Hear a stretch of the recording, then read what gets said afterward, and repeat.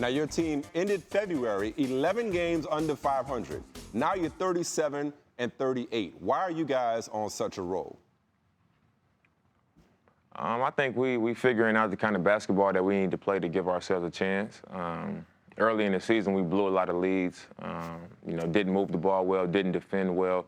And the games that we did, we didn't do it consistent enough through our games. And I think now we finally figuring out how to be consistent on the defensive end and what kind of basketball we got to play on the offensive end to give ourselves our best chance to win.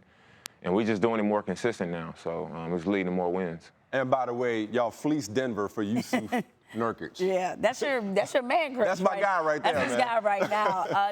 In fact, let's stay on topic with him. How has he established himself as such a key component so quickly, Damian? I mean, I think he's come in and just been himself.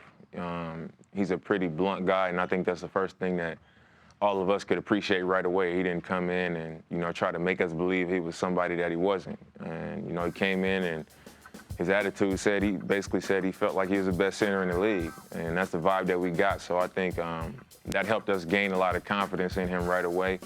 And also his play on the floor. He came out and showed it. He scored on the block. He made plays from the block. He protected the rim on defense. And I think because of all those things, he made us a better team. And that just made us want to embrace him even more. And he's embraced us as well. So, I mean, it's been a hand-in-glove fit. All right, let me ask you a running question going around in the NBA. Who's the MVP of the league? That's a tough one. I think obviously LeBron is always in the discussion. Kawhi has had a great year, and we look at what the Spurs have been able to do, and I think you got to really consider him. And then you look at what James has been able to do and his team's success, and then you get to a guy like Russ averaging 30 with a triple-double and, willing his team to the position that they're in now. So I think it could go to any one of those guys, but if I had to say, I would agree with Kobe and say maybe co-MVPs between James and Russ. Oh, no. Co-MVP. If one guy, if I had to say one guy, I'm gonna have to go with Russ, because that dude, he leaving it all out there every time, and I think he deserved it. Well, the two things. One, I can't believe you passed on the invitation to not say yourself. Exactly, that was real diplomatic. That was very diplomatic. Two, look, there was one. I mean, you got to be realistic. I ain't gonna get up here and be like, oh, I should win MVP. Obviously, I feel like I'm one of the better players in the league, but a lot of being considered for that has to do with your team's success. So that's. Well, that's what I was going to ask you. I mean, do you feel like. It's not really realistic. Well, do you feel like people are just kind of sort of like napping on you as opposed to all out sleeping? You missed a day's sleep,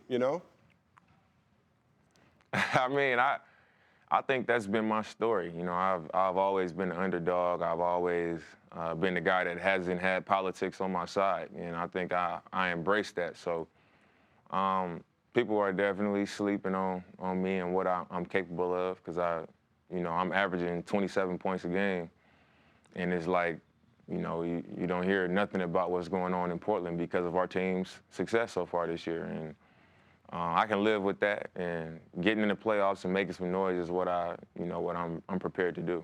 We know what an accomplished MC you are. Rank your Bay Area rappers. Right now? All time. Could be all time. Oh, all time? Yeah. Y'all put me on the spot with that one, man. Well, number one. I can't give y'all a top five. Come on, number one, it's got to be too short, man. Can it be too short?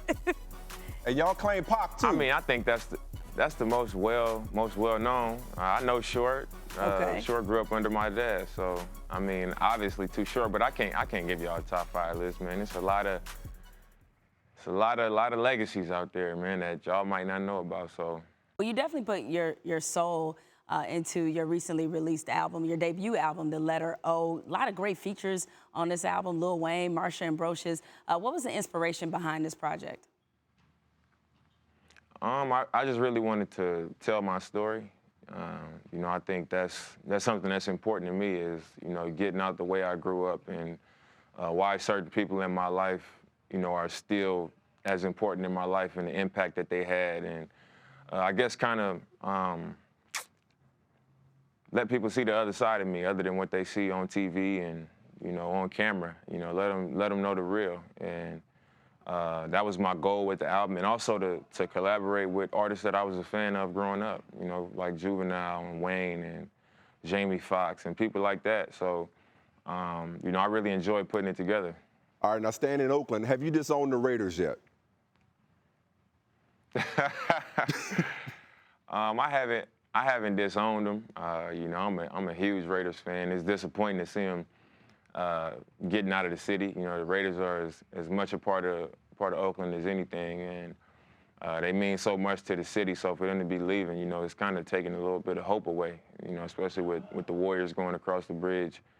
You know, I'm not sure what it's about. I haven't read into the details of why it couldn't happen or why they couldn't stay. You know, but it worries me. You know, I wonder what that'll do for the crime rate.